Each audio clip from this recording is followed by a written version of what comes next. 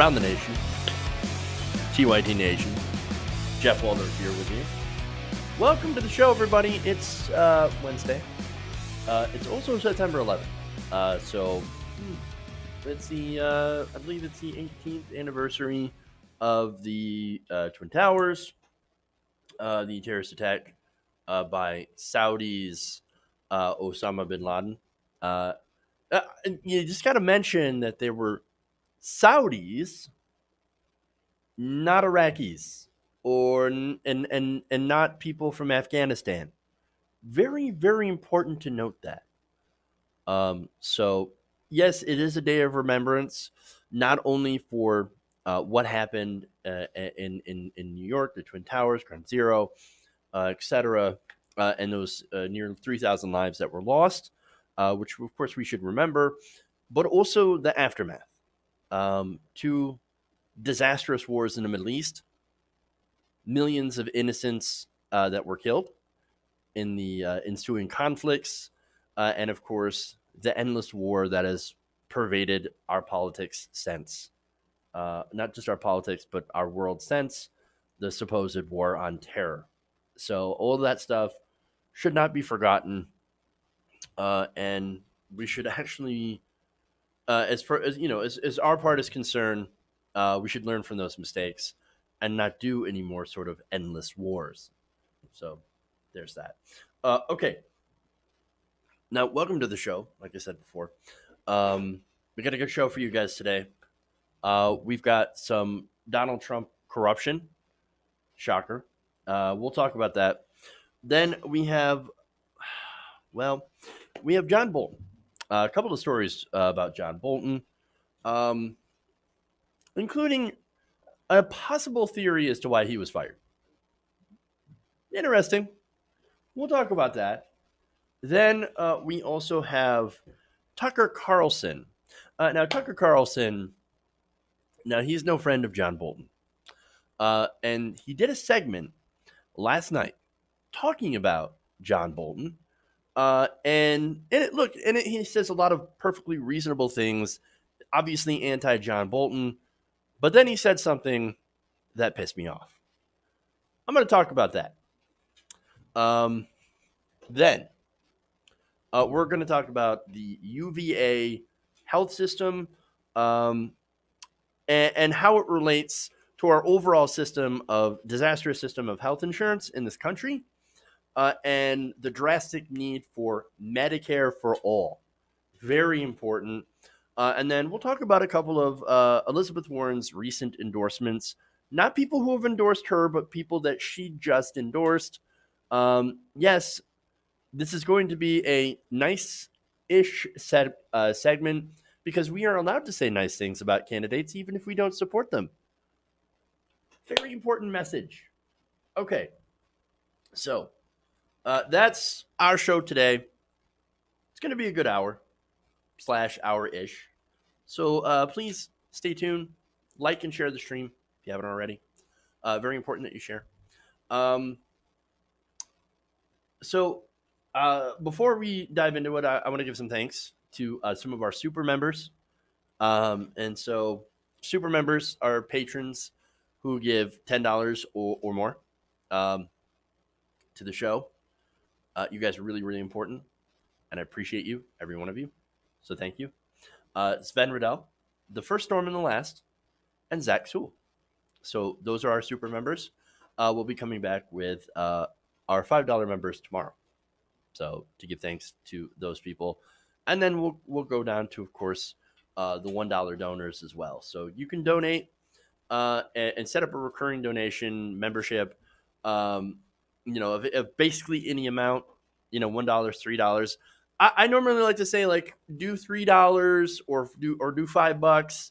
It's not that much, and we get enough of you, and the show can go on in perpetuity and continue to grow. And that's really important too, allowing it to grow. I'd actually one day love to be able to get some more producers, some staff, so we can make more content. Maybe even afford a co-host.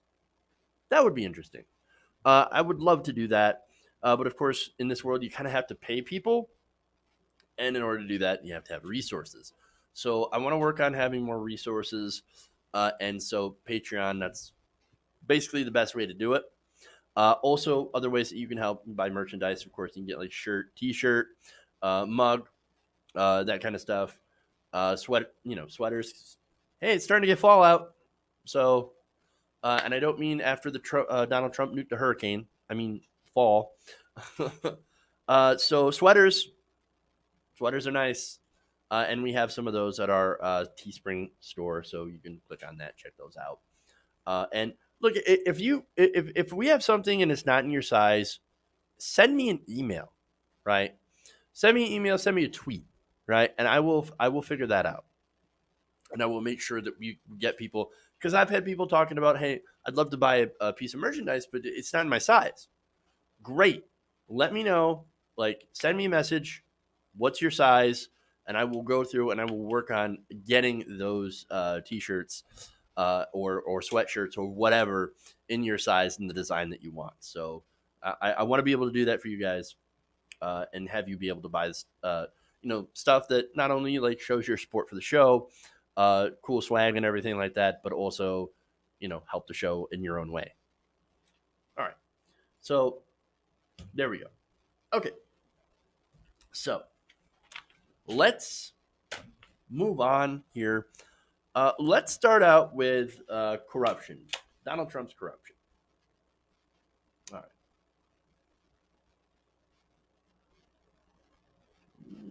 Boom.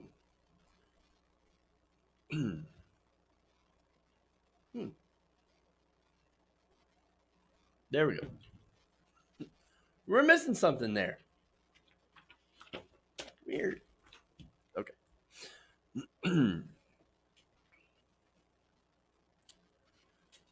Now, recently there's a report that air crews had stayed at some of Donald Trump's properties, spending taxpayer money. Now, the story involves Prestwick Airport, and so that's in Scotland, and so that's a small commercial airport, which happens to be about 20 miles away from one of Donald Trump's resorts. That would be Turnberry Resort. So now, okay, those two fairly close, but actually there are a lot of hotels that are actually a lot closer to Prestwick Airport.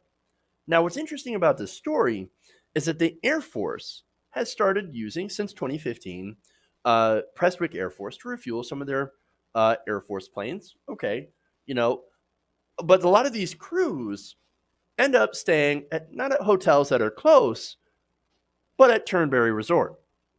Now that's interesting. Now, so this broke on Friday when Politico had first reported it.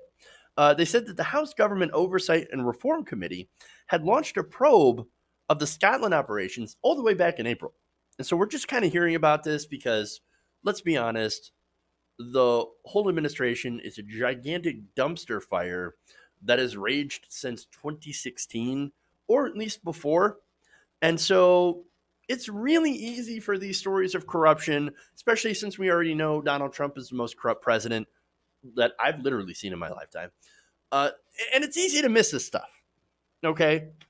But nonetheless, it's important to point out this is taxpayer money that's being spent by the military, by the Air Force, that happens to be going into Donald Trump's pockets, and I'm going to explain how. So now, Politico notes that this could be a conflict of interest for the president. I like the framing on that because it's so incredibly naive. It could be a conflict of interest. Oh, really, Politico? Well, thank you. Thank you for pointing that out. Appreciate it. As if we couldn't see that ourselves. But anyway, let's get into the report because it actually is a really good report, even though I'm kind of making fun of it. Because, I don't know, these news agencies, Washington Post, they still insist on calling him Mr. Trump. Hilarious. But anyway, let's go into the report. Now, they said ethics officials and lawmakers have raised concerns about foreign officials staying at Trump hotels. An obvious conflict of interest, of course, especially when you're doing diplomacy. Okay, that's self-explanatory. And noted that Trump supporters and industry groups regularly throw bashes at Trump-owned locations. Again, more corruption. In fact, Donald Trump said something about having the G7 at his Doral resort. I also read a story that the Doral Resort they'd found a bunch of like cockroaches and stuff and health violations. You might want to clean that up a little bit. Ethics officials, um, as I said, have been pointing these out for quite some time. One of the examples of this conflict of interest was a stopover in March of this year in which a 7-person crew of a C 17 cargo plane from Alaska Air National Guard en route to Kuwait ended up staying at the resort. So they're getting refueled at Prestwick, and Prestwick steers them to this resort. It's 20 miles away. And so the crew's staying there, and at least one of the crew members was saying, "Hey, look, the food and drink that's over our per diem. Like, this is really expensive. I'm not happy with this because what we're doing is that we're basically wasting taxpayer money. This is what this crew member was complaining about, and it's a valid criticism. So that's one example, right? Now, it's by far not the only example. There's plenty more. Since 2015, for example, the Air Force's use of Prestwick Airport has grown quite a bit. Interesting. In fact, Politico says that it's nearly tripled, and overnights in the area also increased more than fivefold. Now, from 2015 to 2019 altogether, Air Mobility Command aircraft had stopped at the civil airport at about 936 times. Of those, crews stayed overnight in the area about 659 times. The frequency of the stops and overnight stays also, they point out, have increased steadily each year, starting from 2015 with 95 stops and 40 overnights, to 2016, which had 145 stops and 75 overnights, to 2017, which had 180 stops and 116 overnights, and then 2017. I mean, 2018 and 2019 actually got progressively bigger, but as you can see, the pattern of it getting much, much bigger. For example, in 2018, 257 stops and 208 overnights. And through August of 2019, 220 overnights and 259 stops. So that is a huge increase of not only traffic to Prestwick, but also traffic being redirected towards Trump's hotel, Turnberry. Very interesting. Now, the Air Force says, hey, look, this is all above board. There's nothing wrong going on here. We just have to stay more at this hotel. I mean, what are you going to do?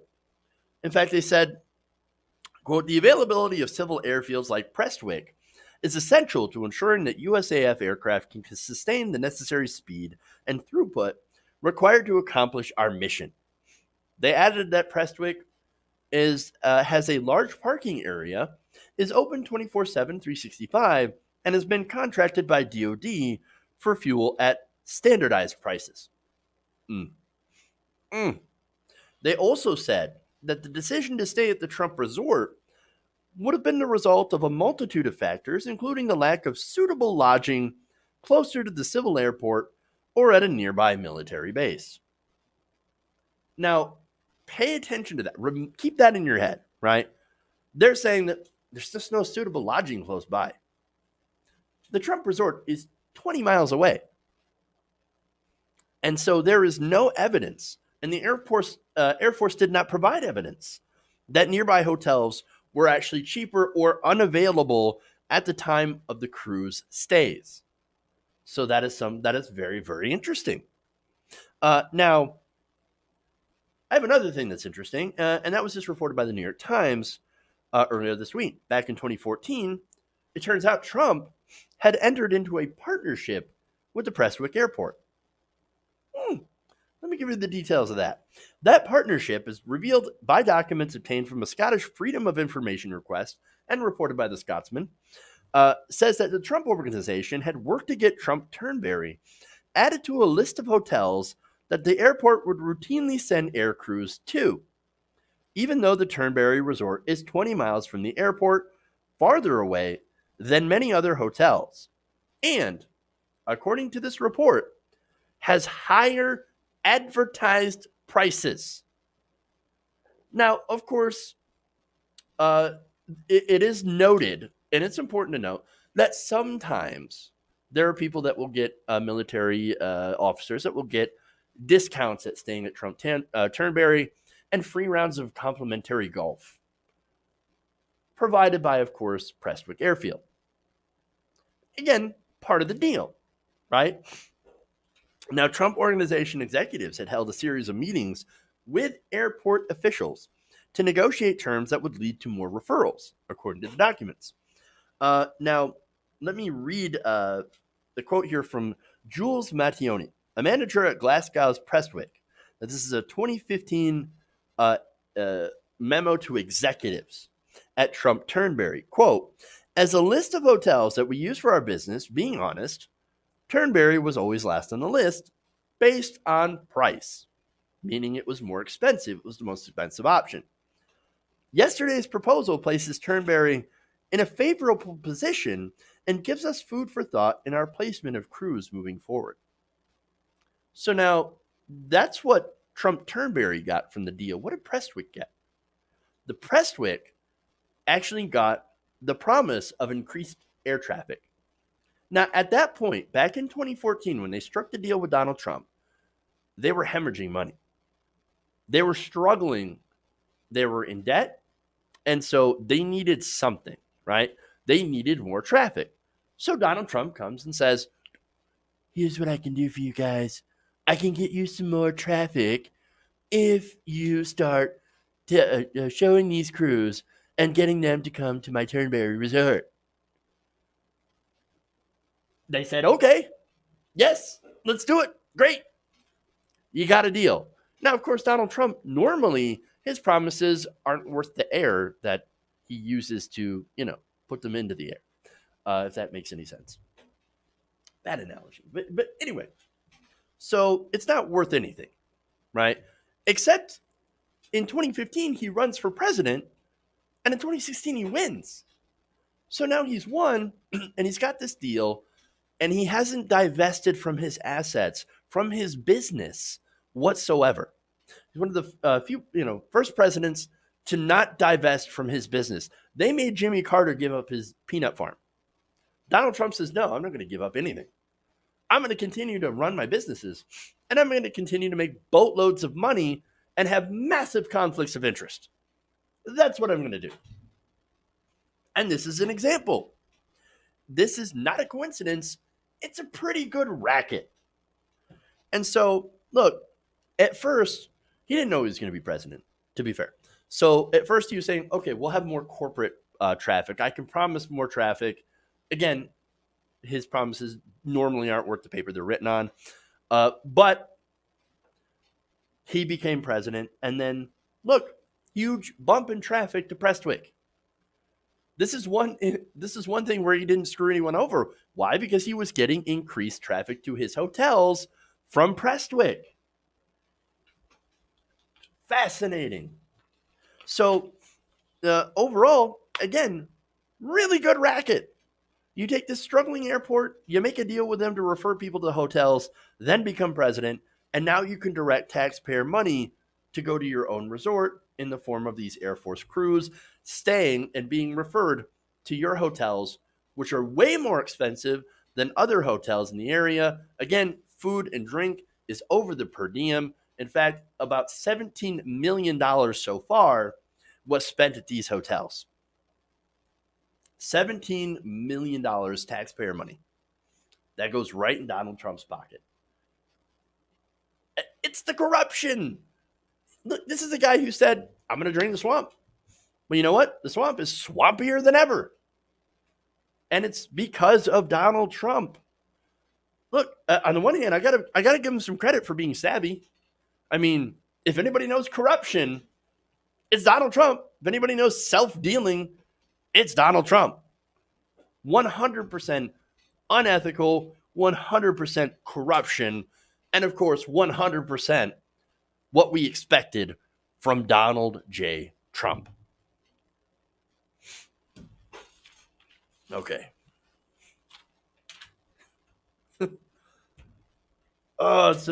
His presidency is the biggest con that has ever been perpetrated on the American people. And there are still people out there that support him. And you know what? There was an interesting report, and I'm just gonna mention that. I was gonna do that story yesterday, where Republicans are actually mad. Republicans get angry when they hear about these Trump scandals, right? The problem is they never hear about them. Well, now wait a minute. How can you be sure, right? They have the same access to information as we do, and everyone else, right? They do, but they're in an ideological echo chamber. Fox News doesn't report on this. But like other publications in the right wing, they don't report on this stuff. They don't talk about it. So these scandals, this corruption, completely ignored by conservative media. So Republicans never hear about it. And if they do, of course, the defense is, well, that's fake news. Insanity. Insanity. But that's unfortunately where we're at. All right. Let's move on. Let's go to our John Bolton story.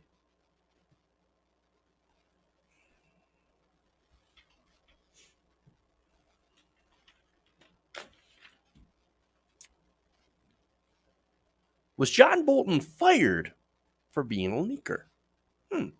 That is an interesting question. Now, you guys know, on Tuesday, President Trump unceremoniously fired neocon ghoul John Bolton via an embarrassing tweet. And fun was had all over the internet. Now, their disagreements, of course, ranged from Bolton wanting to start a war with basically every other nation, the entire world, to holding peace talks with to being against holding peace talks with the Taliban so that our troops can come home from the disaster that is the occupation of Afghanistan. Also, the failure to do regime change in Venezuela, to Bolton not being able to defend Trump on cable news or not going on cable news to defend Donald Trump enough, et cetera, right? So you had a lot of divisions between Donald Trump and John Bolton. However, according to 3 sources talking to CBS News, there might be another reason, a far wackier reason, which is really strange. These sources who are directly involved spoke to CBS News, and they said that Trump was driven to distraction by his belief that Bolton or those close to him had leaked a story about the president asking whether nuclear weapons could be used against hurricanes. We're going back to that. This is why this is insane. Again, this is before Sharpie Gate. This is Hurricane Gate, or whatever you want to call it, right? Again, Trump had asked multiple times, according to reports from Axios. They stand by these reports, Jonathan Swan. And in this report, they said Trump had asked if he could nuke a hurricane. Insane idea. We all agree with that. Insane idea. He said, quote, I got it. Why don't we nuke them? They start forming off the coast of Africa. As they're moving across the Atlantic, we drop a bomb inside the eye of a hurricane and it disrupts it. Why can't we do that? You know why we can't do that? Because it's dumb. It's a bad idea. If you want a Sharknado, that's the most likely way that you would get it. Or at least more likely, because, Sharknadoes aren't real. You would get a radioactive hurricane. Something far worse than a Sharknado. It'd be like a cancer cane. A rotating, X-ray machine. Which, of course, X-ray machines, I think they do rotate. No, I'm thinking MRI. But still, this would be a rotating, basically radiation machine that would irradiate the ocean and any land it happens to come in contact with. Terrible idea. Really, really dumb. Anybody with 2 brain cells to rub together would think about that and say, you know what? That's probably a bad idea. That's really stupid. Let's not do that. It would make hurricanes far worse. Now, White House officials had assured the president that they would look into this, right? But sources had also said that they were astonished by Trump's question. And so this is probably something that happens really, really often. Trump has a dumb idea, and he's full of them, right? And he tells people about it. They promise, oh, no, oh, Mr. President, we're going to look into it. And then they wait until he forgets because he's a baby. Sad. Now, these three sources are saying that Trump was a super paranoid person to begin with. He thinks everybody's a leaker. He thinks everybody's out to get him. Maybe that's true. Maybe that's not. And of course, now he seems to be in mental decline. Seems to be. Now he thinks, if these sources are correct, that Bolton is a leaker. I mean, okay. I don't know if he did. Honestly, I don't know. But it's possible. You know why? Because basically anything's possible these days. It could also be possible that maybe this is a part by the media to rehabilitate the war criminal John Bolton. I don't know, to make him look better. Oh, no, he was the leaker. He leaked stories to the press, and that's why we should allow him on Morning Joe panels and start to rehabilitate him because it turns out John Bolton's not such a bad guy. No, John Bolton's a ghoul. He's a war criminal. He deserves to go to The Hague, right?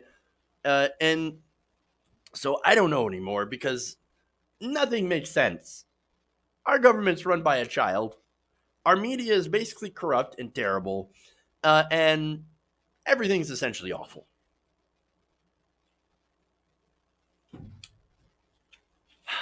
Okay. That's boy, what an uplifting story. All right, more.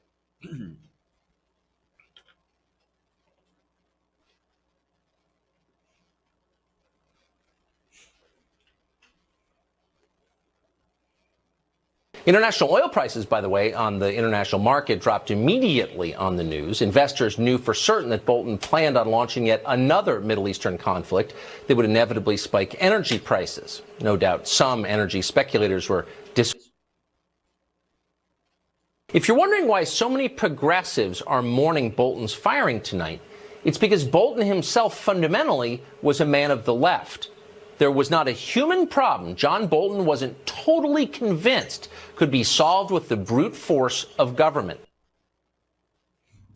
So that was Fox host Tucker Carlson claiming that John Bolton was progressive. Proof that we are now living in the upside down. So let me point out who John Bolton is.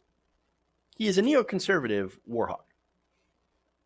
He wants to go to war with basically everyone. And look, to his credit, Tucker Carlson points that out. He says neocon, all over, right? But then also says he's also a leftist. He's also progressive. What in the world are you talking about? No. John Bolton is establishment through and through. He's along the likes of Bill Kristol. These are gross guys, right? Who in their right mind would consider him to be a progressive? It's insanity, especially considering how right now being a big part of being progressive is being someone who's in favor of, or against, I should say, war, being anti-war. That's a big part of modern progressivism, right? So now they're not the only ones that are progressive on that issue, or I should say they're the only ones. Not the only ones that are anti-war. You've got libertarians that are anti-interventionist.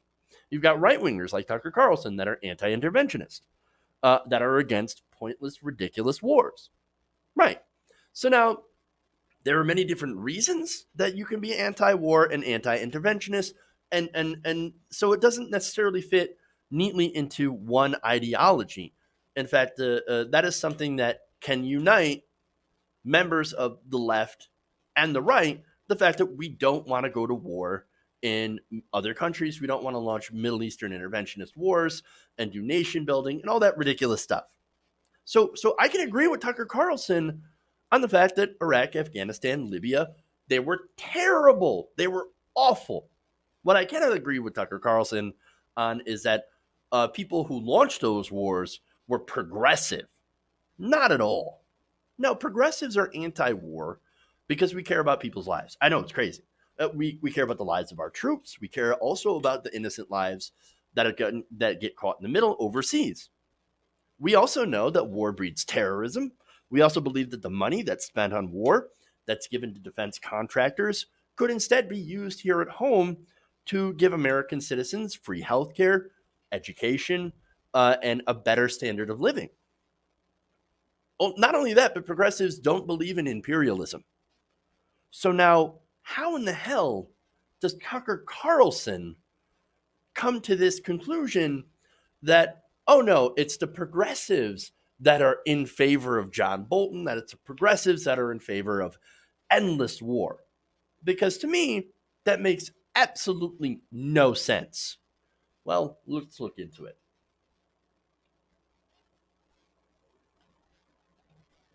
International oil prices, by the way, on the international market dropped immediately on the news. Investors knew for certain that Bolton planned on launching yet another Middle Eastern conflict that would inevitably spike energy prices. No doubt some energy speculators were disappointed to see Bolton go. Certainly many people in Washington were disappointed. Senator Chris Murphy, who's Democrat from Connecticut, progressive one at that, tweeted that he was, quote, legitimately shaken to see John Bolton leave the White House. Samantha Power, you remember her, she's the Obama official, primarily responsible, among other things, for the historically catastrophic destruction of Libya, the move that flooded Europe with refugees. That official, Samantha Power, told reporters today that the firing was a very troubling sign.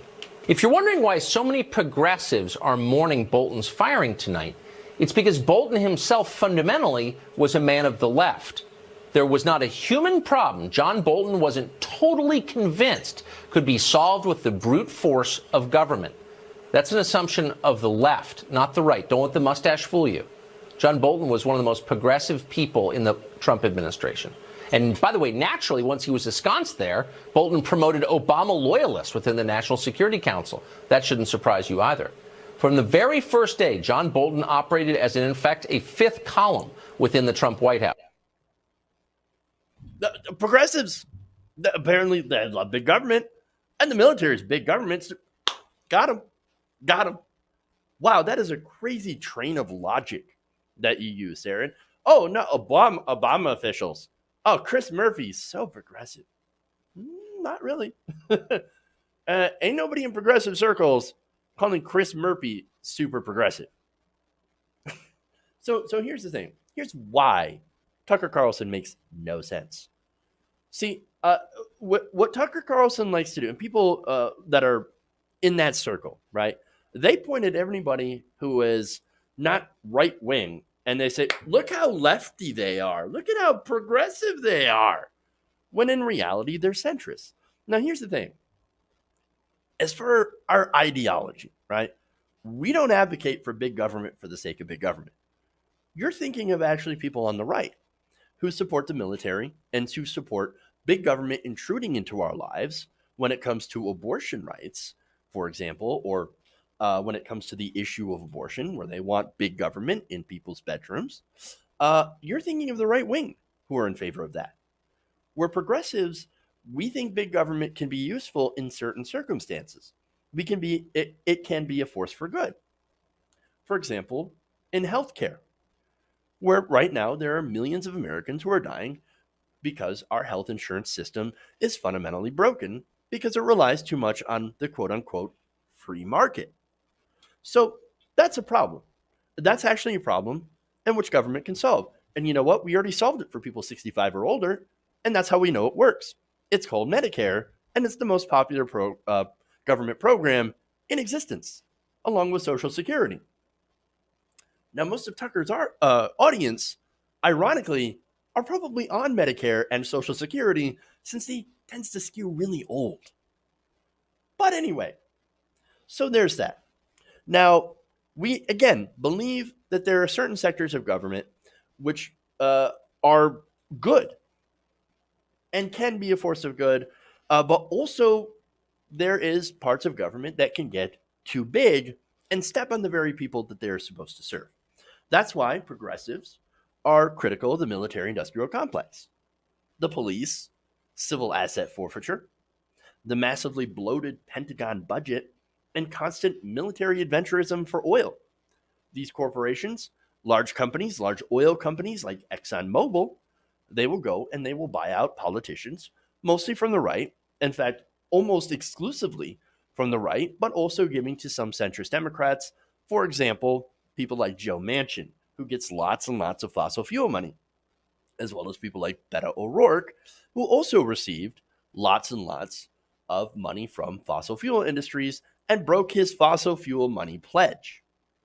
Beto O'Rourke ain't no progressive, although he certainly tried to run as one because, let's be honest, progressive positions are actually incredibly popular.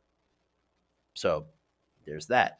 So what Tucker Carlson is thinking of is perhaps faux progressives or people who are essentially part of the Democratic establishment.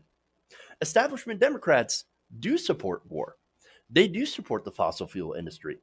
And ironically, they do so not only because they get paid, but also because of the right wing. We spent years and years since September 11th, and before then, of course, during the Clinton administration with the DLC getting lots of power. But you had since 2001 the Bush war machine. And if you went against the Bush war machine in their attacks and wars in Afghanistan and Iraq and all over the world, if you weren't in support of those wars, you would be called a traitor. You would be called un American. Great example Dixie Chicks. Dixie Chicks got kicked off country stations because they were against these wars. And you know what? They just tried to get back on country stations, and people are still angry about it. The right wing would smear anyone who didn't vote for endless war as un American. Fox News, the very network that you were a part of, Tucker, spread that smear. And now nearly every Democrat is either afraid of what the right wing will say about them. Oh, you're weak on national defense. You're a terrorist. You want the terrorists to win.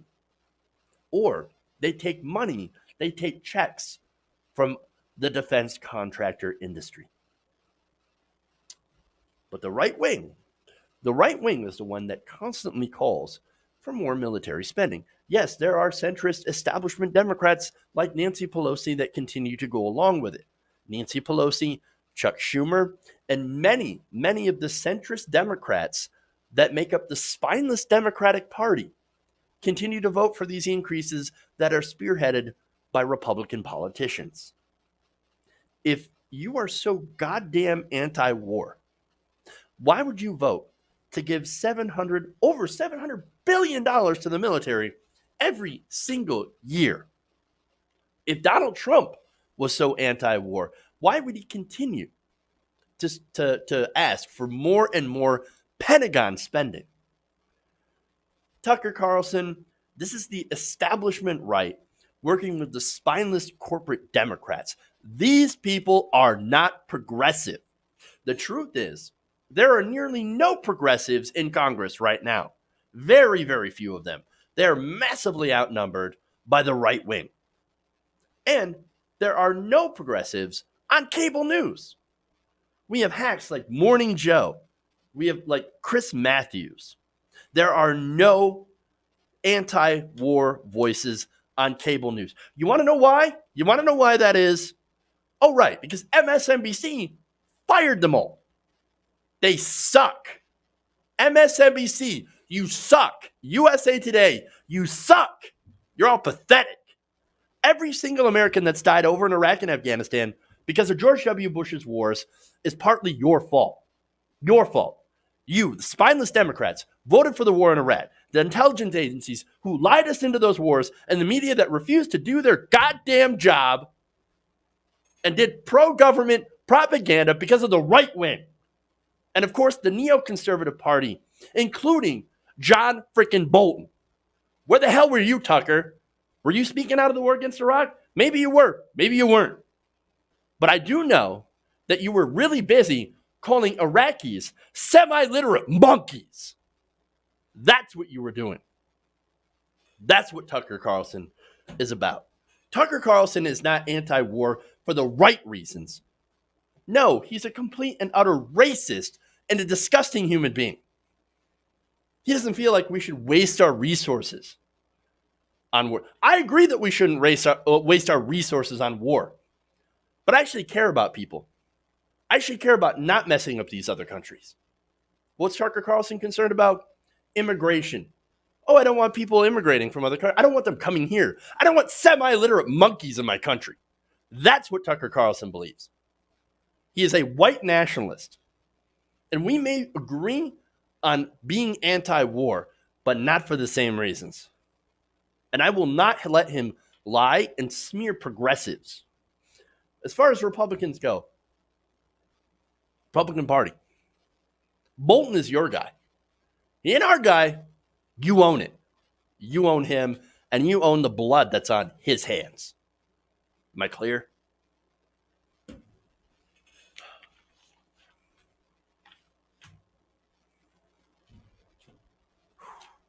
All right. All right. I'm going to take a break. We'll come back. We've got UVA as well as some endorsements. So stay right here. We'll be right back. Around the Nation.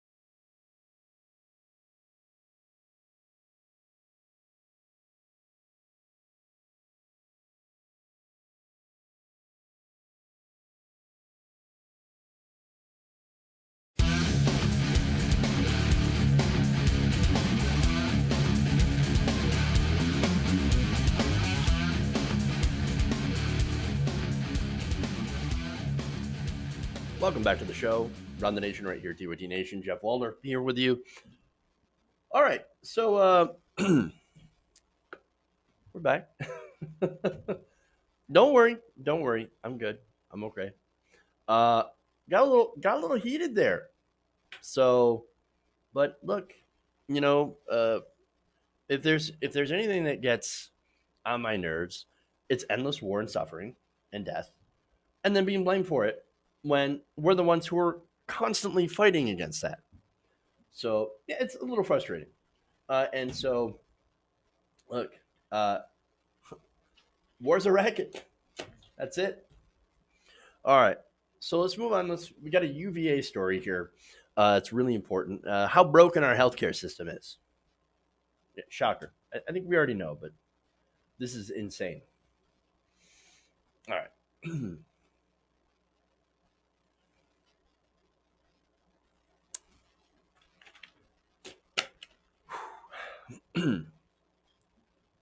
Now, the Washington Post recently wrote a great story that illustrates the disastrous state of healthcare in America. So it involves the University of Virginia health system. So now, UVA has been suing people for medical bills, and they've been suing a lot of people.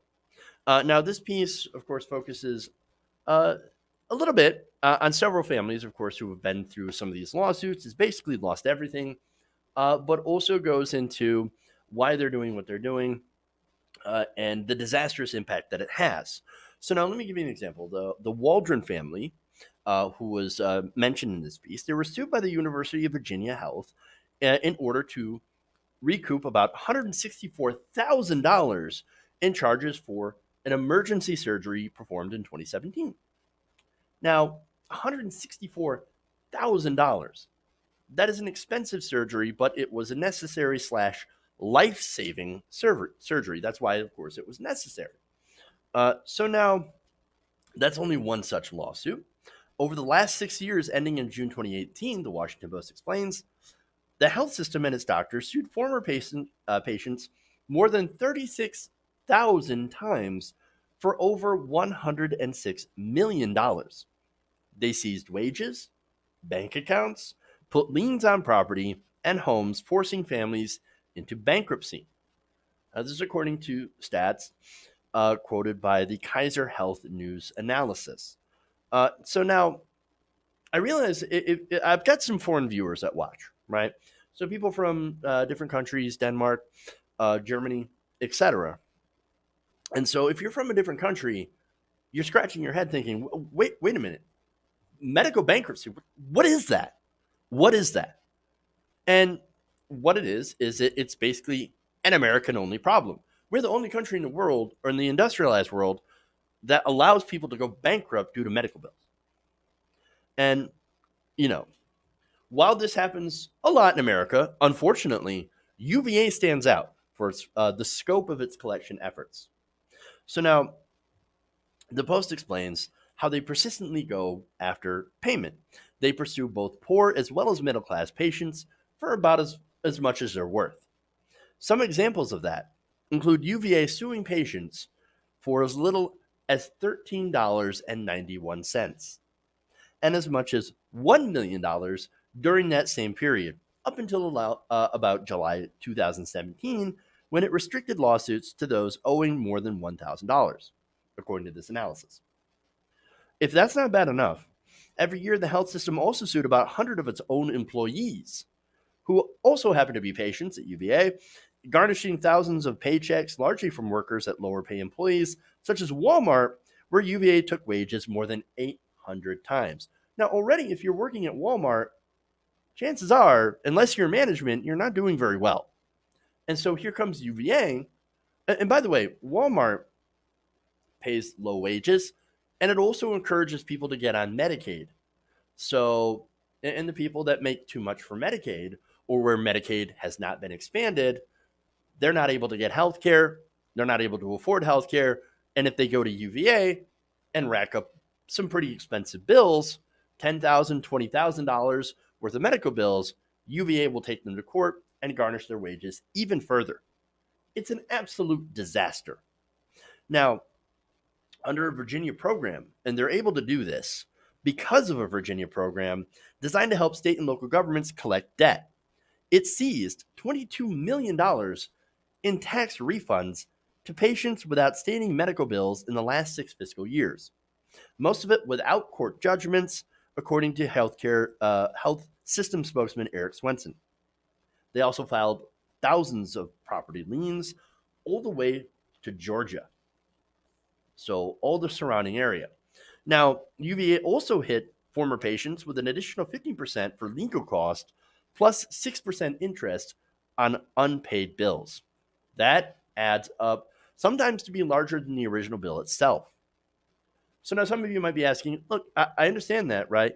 But maybe there's some sort of help for people, financial assistance, especially if you're low income. Well, yes and no.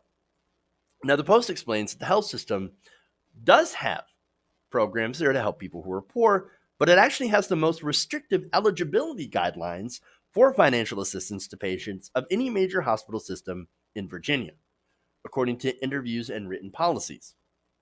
Savings of only $4,000 in a retirement account can be enough to disqualify a family from aid, even if its income is barely above the poverty level. So now here's the amazing thing about this story. Now you might think of it and think, okay, this has got to be a for-profit hospital, right? No, it's entirely state and state run. State funded and taxpayer supported. This is not a for-profit hospital; it's a nonprofit.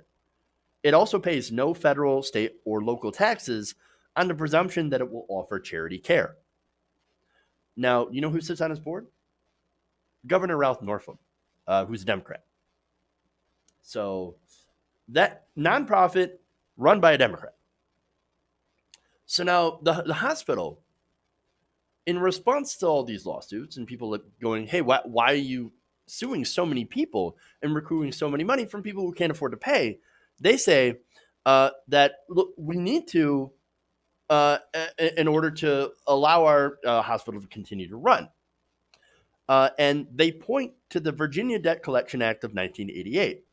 That requires state agencies to aggressively collect any sort of money owed. So, again, here's the problem, right? They're forced to collect that money owed to pay for their operating costs. Now, that makes sense, right? You look at the context, okay, that makes sense. That's taxpayer money. They're just trying to get it back, right? But at the same time, the reasons that people cannot afford to pay those bills is not because they don't want to pay them. It's because they can't afford to pay them. They don't have the money, even and because our health insurance system is completely and totally broken. People cannot pay either because they're uninsured or they have short-term coverage, these so-called junk plans that do not pay for treatment or for some pre-existing conditions. Or they happen to be out of network, or they end up having a high deductible plan as high as $6,000, which you have to pay first out of pocket in order to have your health insurance kick in. Patients also have trouble because, like many U.S. hospitals, UVA bills people on lacking coverage at rates far higher than what insurance companies pay on behalf of their members. And a lot of people don't actually know that. Such bills, they say, have little connection to the cost of care. Experts say insurers obtain huge discounts off hospital sticker prices, 70% on average in UVA's case, according to documents it files with Medicare. Now, this hospital gives out great discounts, but if you just don't happen to be covered, you can't afford insurance or pay your deductibles, you're not going to get that big discount. UVA offers uninsured patients up to 20% off to start and another 15% if they pay properly. Few are able to do that. In the case of Waldron, UVA sued her after she discovered her insurance had lapsed and she was unable to pay her bills. And that happens plenty of times as well. The $164,000 billed to her for intestinal surgery was more than twice what a commercial insurer would have paid for her care, according to benefits firm Well Rhythms, which analyzed bills for Kaiser Health News using cost reports UVA files with the government. Now, charges on her bill included $2,000 for a $20 feeding tube. So her insurance lapsed. she was charged uh, not only double for her surgery, but also, what is it, 10 times what her feeding tube should cost? That is both broken and insane. Now, Waldron says, she's like, look, I'm thankful for the care that I got. I got really good care there. But at the same time, she said that UVA has, quote, ruined us. So now that's the problem, right? And UVA is just one of such hospitals that charge people. But again, they're getting pointed out for their uniquely harsh collection practices. But lots of hospital systems operate the similar way. And there are millions of people that are in medical debt and have to declare bankruptcy. They lose their homes, they lose their assets. Some have to end up getting divorces through financial issues and difficulties. And so it's an absolute disaster, and absolutely why we should have a Medicare for all single payer system. In that kind of system, hospital would get paid. They wouldn't end up having to charge $2,000 for a feeding tube because Medicare would be able to have. And look, the hospital itself has shown that yes, we will negotiate with insurance companies, and so they could negotiate a fair rate for the feeding tubes and for the anything they need. Now, again, I go back to that because that's one specific case, but there are plenty of discounts to be had if the hospital, if Medicare is allowed to negotiate with the hospital. Okay. So in a single payer system, like I said, the government could negotiate those deals, prevent litigation as well, and that would save a lot of money. And it would also uh, not ruin people's lives. And that's what's going on here. I mean, think of the cost, by the way, of just taking these people to court who end up not being able to pay.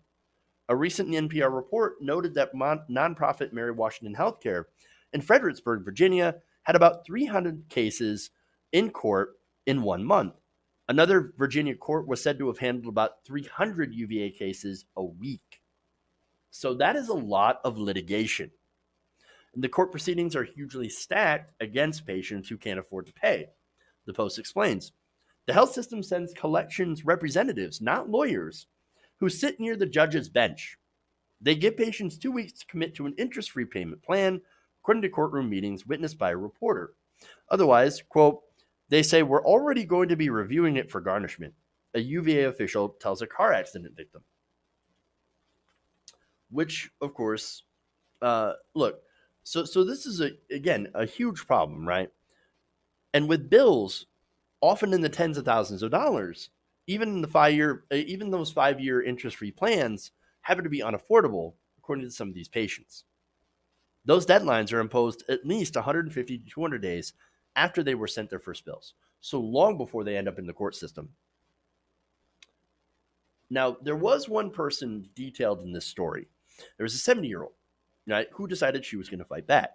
Now, she had uterine cancer and had signed an open-ended payment agreement for a previous medical bill that she had. So she went to court and she argued that the agreement that she had signed, by the way, while she was bleeding and in some serious mental distress, because that's mental and physical distress, because that's exactly when you want to sign these agreements, were vague. She said they were so vague as to be unenforceable. The judge did not agree. They ended up agreeing with UVA's lawyers, and they said she had the ability to decline the surgery if she didn't like the terms of the deal. Oh, that's nice. So that shows how the court system is stacked against you. Well, yeah, I mean, you decline life-saving surgery. You have the ability to do so. Okay, and then what? Then you die? That's the system that we have. Your money or your life. That is not a good system, as it's unconscionable. And again, why we need single-payer Medicare for all insurance.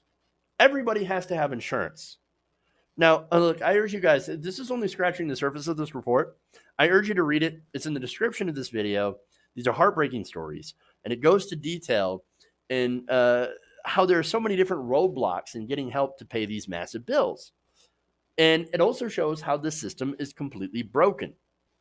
We need to fix this system because at the end of the day, nobody deserves to go into debt for healthcare.